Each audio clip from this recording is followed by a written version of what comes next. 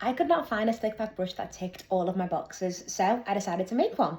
It was very clear to me that the slick back brush was the only tool that I had in my handbag, in my drawer, in my car that quite frankly, I was ashamed to show anybody.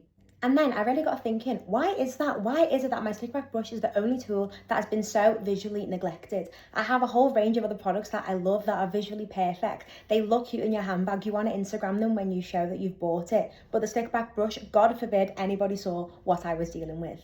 And then it also occurred to me that if I wanted to find a slick back brush that was visually striking or just had a little bit of some sort of aesthetically pleasing side to it, it would not work on my hair.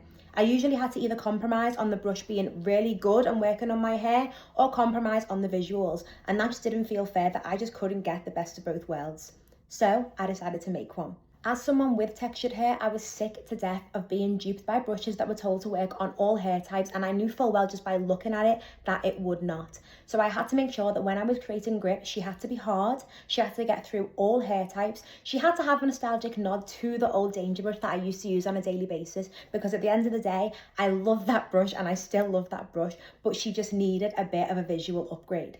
I wanted to create a slick back brush that looked like it belonged on the shelf alongside a wide range of amazing products, but I did not want it to compromise on function. So it took months and months of planning, months and months of research, so many trials and errors, and now having you guys try it and bringing it to market, and you guys seem to be liking it, it is honestly so incredible to see, and this is just the beginning of grip.